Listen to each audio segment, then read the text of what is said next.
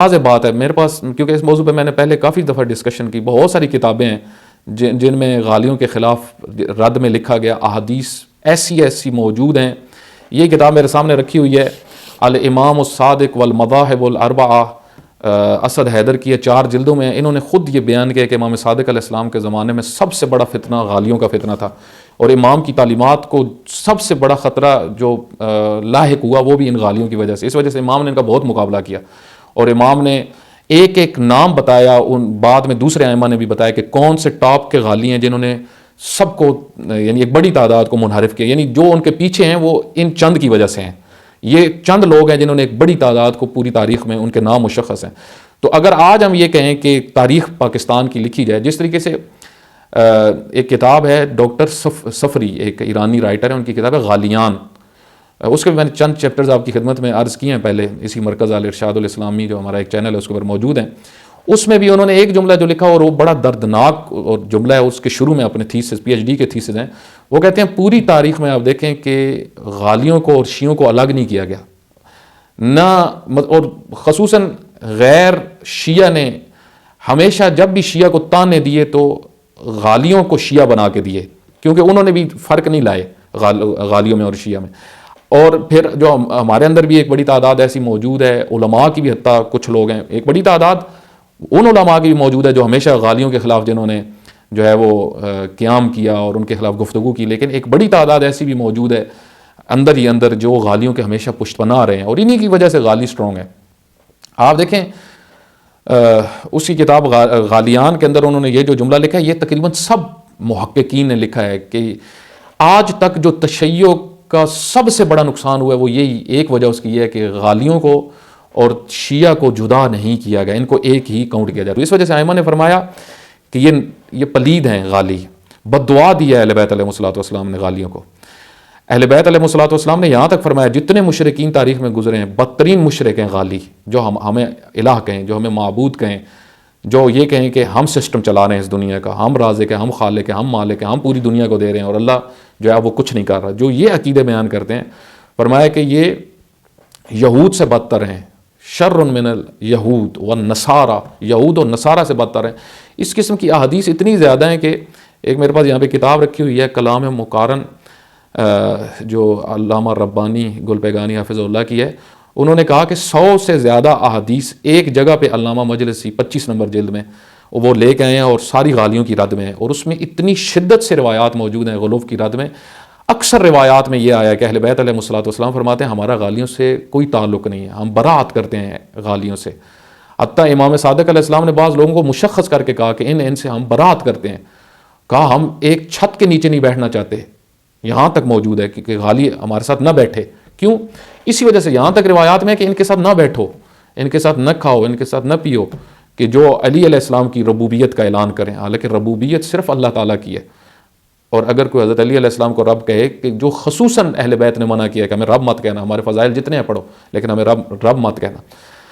تو آپ دیکھیں ان ساری تعلیمات کی، قرآنی تعلیمات کی، احادیث پیغمبر کی، اور پیغمبر گرامی صلی اللہ علیہ وسلم نے فرمایا کہ مجھ سے پہلے امتوں میں بھی غلو ہوا اور بعد میں بھی یہی خطرہ ہے میری امت کو بھی. آج آپ دیکھیں صرف شیعہ میں غلو نہیں ہوتا، اہل سنت کے ہاں بھی ایک طبقہ، چند طبقات ہیں جن میں بہت غلو ہوتا ہے، بہت زیادہ غلو ہوتا ہے. ٹھیک ہے، بلکہ فرق تو یہ ہے کہ شیعہ تو ان شخصیات کے متعلق غلو کرتے ہیں کہ جن کا ایک مقام ہے، لیکن اہل سنت کے ہاں ان شخصیات کے متعلق غلو کیا جاتا ہے کہ جن کا مقام قرآن نے بیان نہیں کیا، جس طرح بہت سارے پیر ہیں. تو یہ جو چیزیں ہیں اس کی وجہ سے ہماری یعنی امت مسلمہ میں بہت فتنے برپا ہوئے. آج ہم سب کی ذمہ داری ہے کہ ہم حقیقتوں کو سمجھیں، حقیقی تشیع کو سمجھیں، عقیدت اور رسومات سے اوپر آ کر قرآن، سنت پیغمبر اور فرامین اہل بیت علیہ الصلوۃ والسلام کی طرف توجہ کریں اور دیکھیں کہ انہوں نے کون سے عقائد بیان کیے ہیں، کن عقائد سے شیعہ ہے اور کن عقائد سے شیعت سے نکل جاتا ہے. ہم ہمیشہ عقیدتوں کو مد نظر رکھتے ہیں اور اپنی رسومات کو مد نظر رکھتے ہیں. جو ہماری بنیادیں ہیں عقائد کی، ہم ان کو مد نظر نہیں رکھتے. آج میں ایک کلپ دیکھ رہا تھا، مجھے بہت دکھ ہوا. آپ دیکھیں کہ ہمارے یہاں بعض سیاسی تنظیمیں ہیں جو پوری کی پوری غالیوں کی سپورٹر ہیں. اور دکھ کی بات ہے، ایک تو وہ غالیوں کے سپورٹر ہیں جن کو اہل بیت نے بد دعا دی ہے، اور دوسرا وہ ان فاسق اور فاجر حکمرانوں کے سپورٹر ہیں کہ جن پہ خداوند متعال کی لعنت ہے، قرآن میں بھی لعنت کی گئی، جن کے اوپر روایات اہل بیت علیہ الصلوۃ والسلام میں بھی لعنت کی گئی، اور طاغوتوں سے دور رہنے کا حکم دیا گیا۔ آپ دیکھیں یہ طبقات کتنے بدبخت ہیں کہ دونوں ان پست طبقوں کی طرف ان کا رجحان ہے، کتنے یہ بدبخت ہیں، اور پوری قوم کے اندر اس وجہ سے فتنے برپا ہوئے ہیں۔ اور جو آپ صحیح دین بیان کرتے ہیں، دیکھیں ایک ہے آپ کو کسی شخصیت سے اس کے عملی کچھ چیزیں ہیں، اس کا رویہ ہے، ایک وہ آپ اختلاف کرتے ہیں، ایک شخصیت کی تھیوری ہے۔ اصل ہماری جو بحثیں ہوتی ہیں وہ یہ کہ آپ دیکھیں تھیوری کس کی، کون صحیح بیان کر رہا ہے تشیع کی تھیوری، نظریہ تشیع، جن میں سے ایک استاد محترم اگر سید جواد نقوی حافظ اللہ، آپ ان سے روشی اختلاف رکھ لیں، آپ ان سے عملی اختلاف رکھ لیں، ان کے رویوں کے اختلاف رکھ لیں، کوئی رکھنا چاہتا رکھیں، لیکن بتائیں جو انہوں نے تھیوری بیان کی ہے امامت کے متعلق، جو انہوں نے تھیوری بیان کی ہے غالیوں کے متعلق، جو انہوں نے تھیوری بیان کی ہے توحید کے متعلق، اس میں آیا کوئی کسی کو شک ہے کہ وہ غیر از تشیع ہے؟ تشیع کا نظریہ ہے وہ۔ اب اس کے مقابل میں آ کے ایسے لوگوں کو کہ جن کے متعلق رہبر معظم حافظہ اللہ نے فرمایا ہے، اس سے بڑھ کے رہبر اور کیا بیان فرما سکتے تھے کہ پاکستان سے ایک جو ہے وہ فرقہ واریت پھیلانے والا ابھی نکلا ہے اور انگلینڈ پہنچا ہے، اور یہ وہی MI6 اس کو پناہ دے رہی ہے۔ اس سے بڑھ کے رہبر معظم جیسی عظیم شخصیت بیان فرما سکتے تھے؟ اس سے بڑھ کے اور حجت کیا ہے؟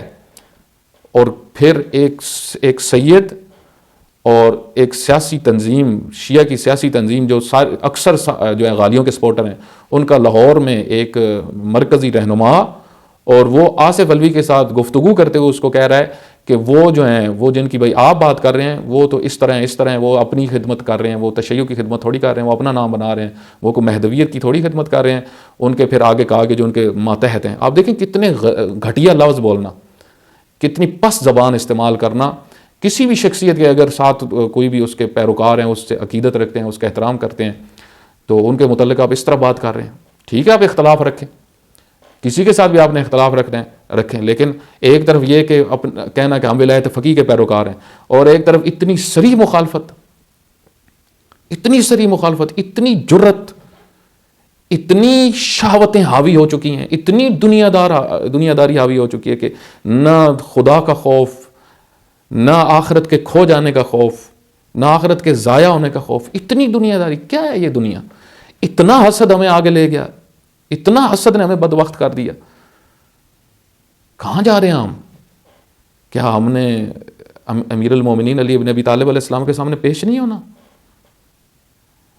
آیت اللہ العظمیٰ جوادی عملی کے میں درس میں بیٹھا ہوا تھا، تو آیت اللہ جوادی عملی فرماتے ہیں کہ وہ موقع جب روح نکل رہی ہوگی تو رسول اللہ صلی اللہ علیہ وسلم تشریف لائیں گے، امیر المومنین علی بن ابی طالب تشریف لائیں گے، اور مومن کے پاس آ کے کھڑے ہو جائیں گے۔